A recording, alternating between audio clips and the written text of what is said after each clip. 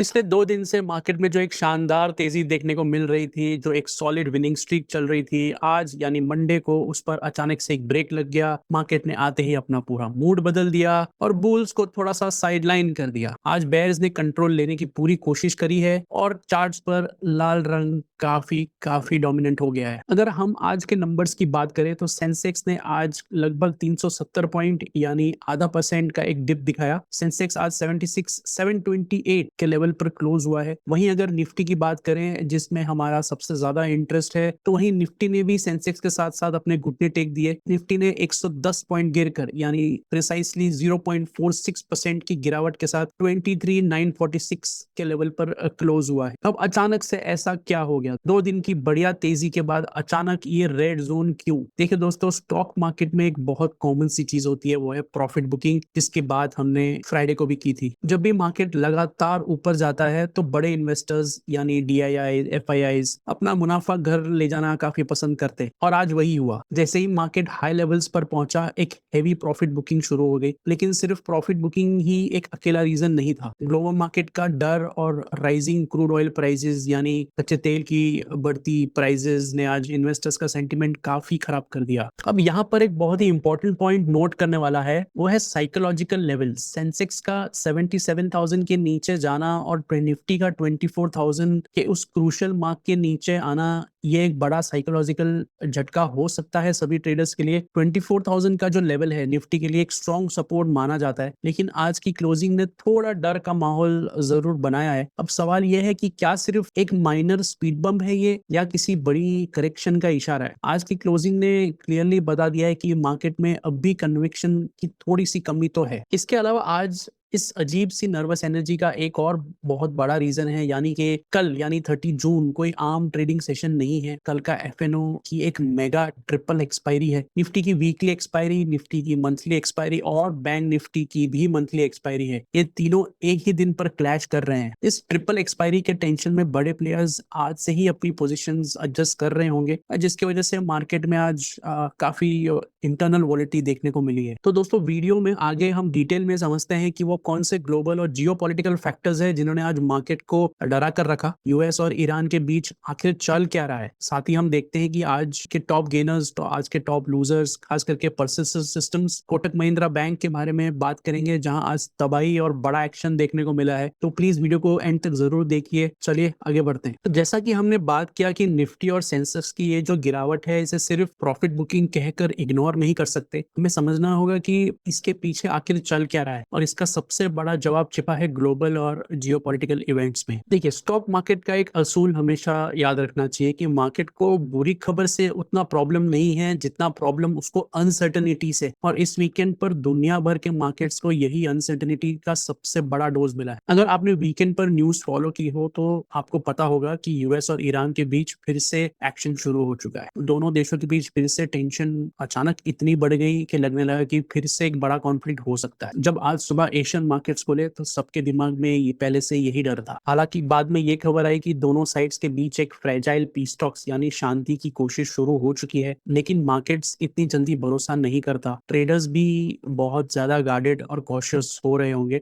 उन्हें लगता है कि ये शांति कभी भी टूट सकती है, और इसलिए कोई भी नई पोजीशन लेने से पहले सब लोग 10 बार सोच रहे हो। अब इस जियोपॉलिटिकल का एक डायरेक्ट कनेक्शन है, वो है कच्चा तेल यानी क्रूड ऑयल। जैसे ही यूएस और ईरान के बीच बात बिगड़ी, ब्रेंट क्रूड ऑयल का प्राइसेस 72.5 पर बैरल पर आकर खड़ी हो गई। लेकिन कच्चे तेल में इस आग का असली रीजन क्या है? जी हाँ, हम सबको पता ही है, वो है स्ट्रेट ऑफ हॉर्मुज। और जब भी उस रीजन में टेंशन होगा तो रुकावट आने का डर बढ़ जाता। सोचिए, अगर वहां ऑयल टैंकर्स की मूवमेंट थोड़ी सी भी रुक गई तो ऑयल की सप्लाई चेन बुरी तरह डिस्टर्ब हो जाएगी। अब आप जरूर पूछेंगे कि भाई, तेल का दाम बढ़ने से हमारे निफ्टी को क्या प्रॉब्लम है? दोस्तों, इंडिया अपना लगभग 80% से ज्यादा तेल बाहर से इंपोर्ट करता है, ये तो पता ही है। जब इंटरनेशनल मार्केट में क्रूड ऑयल महंगा होगा तो इसका सीधा मतलब है कि इंडिया में ट्रांसपोर्ट महंगा होगा, पेट्रोल डीजल के दाम बढ़ेंगे, और उसके कारण हर छोटी बड़ी चीज की महंगाई बढ़ेगी। अगर महंगाई बढ़ेगी तो आरबीआई इंटरेस्ट रेट जल्दी कट नहीं करेगी, और अगर इंटरेस्ट रेट्स कम नहीं हुए तो कंपनी के प्रॉफिट्स पर असर पड़ेगा। यही वो डर है जिसने डोमेस्टिक ट्रेडर्स को घबराहट में डाल दिया है और मार्केट में एक बड़ी सेल ऑफ देखने को मिली। ग्लोबल मार्केट की इस टेंशन ने इंडियन मार्केट का सारा मूड ही खराब कर दिया। तो ये वो मैक्रो फैक्टर्स है जो आज पर मार्केट पे हावी हुए हैं, लेकिन मार्केट की इस वीक ओपनिंग का फायदा उठाया आज की कुछ स्पेसिफिक कंपनीज के न्यूज ने, जिन्होंने आग में घी डालने का काम किया है। आगे बात करते हैं आज के टॉप ड्रैगर्स की, यानी क्यों परसिस्टेंट सिस्टम्स आज ऑलमोस्ट 10 to 11% से ज्यादा क्रैश हुआ है, और कोटक महिंद्रा बैंक में अचानक ये भूचाल क्यों आया। तो ग्लोबल टेंशन्स और तेल की बढ़ती कीमतों ने तो सुबह से मूड खराब किया ही हुआ था, पर आज कुछ इंडिविजुअल स्टॉक्स ने मार्केट का बचा कुचा मूड भी पूरा बिगाड़ा है। बात करते हैं कॉर्पोरेट ड्रामा की और देखते हैं आज के टॉप ड्रैगर्स यानी टॉप लूजर्स और वो सेक्टर्स जिन्होंने आज निफ्टी और सेंसेक्स को नीचे खींचा है। सबसे बड़ा और सबसे दर्दनाक झटका दिया आईटी सेक्टर ने, एक काफी popular company that is persistent systems. आज ये स्टॉक अचानक से लगभग 11% क्रैश हो गया। एक ही ट्रेडिंग सेशन में इतनी बड़ी गिरावट देखकर काफी रिटेल इन्वेस्टर्स शॉक में आ गए।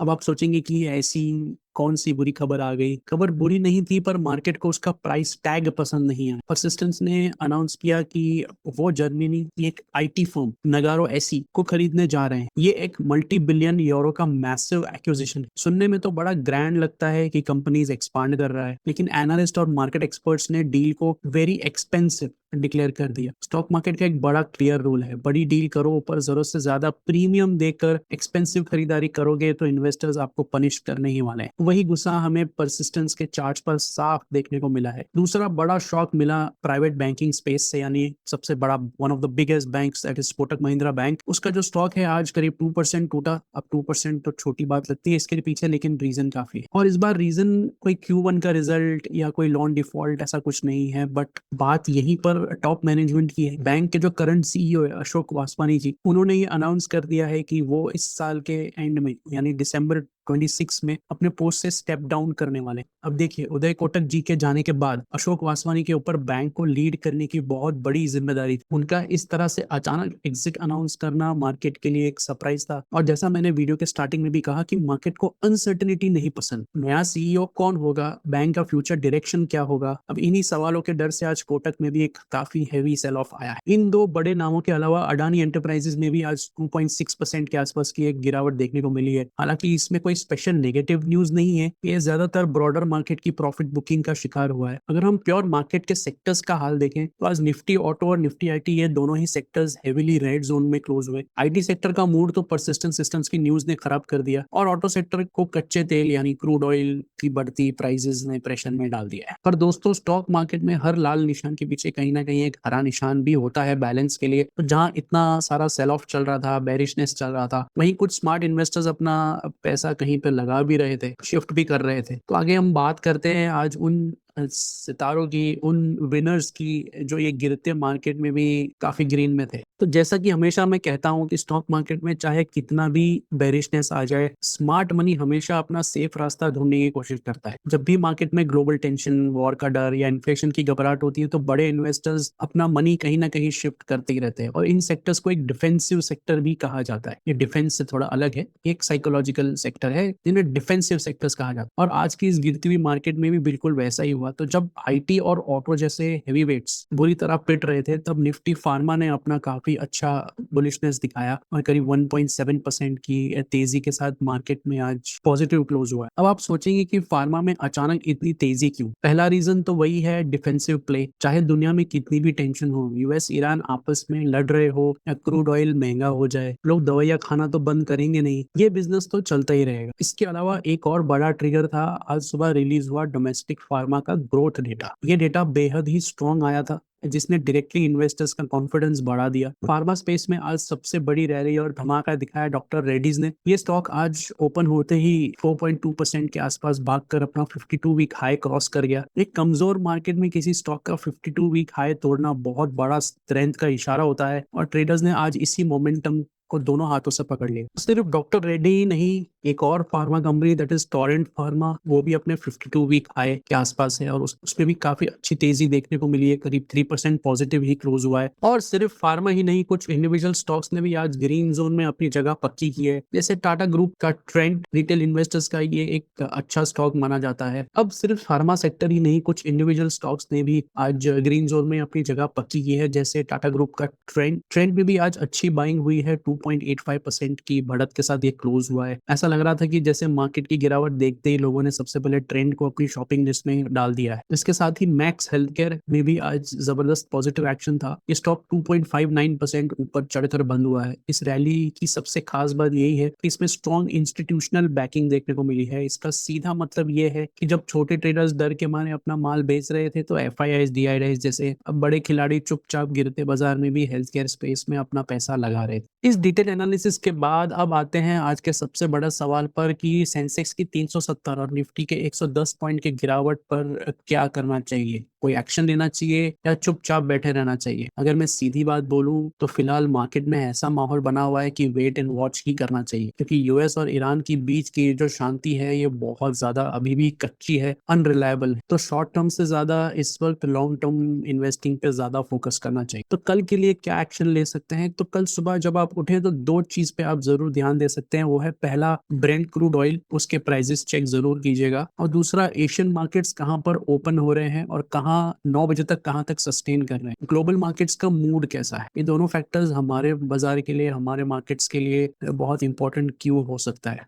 तो चलिए दोस्तों, मैं मिलूंगा आपको कल यानी ट्रिपल एक्सपायरी के तूफान के बाद। वीडियो अच्छा लगा हो, मार्केट एनालिसिस अच्छा लगा हो तो प्लीज लाइक बटन दबा दीजिएगा, सब्सक्राइब कीजिएगा और बेल बटन दबाना ना भूलिएगा ताकि आपको नोटिफिकेशन आ जाए। मेरा नाम है प्रेम, मिलता हूँ अगले वीडियो तक। तब तक के लिए थैंक यू, बाय बाय।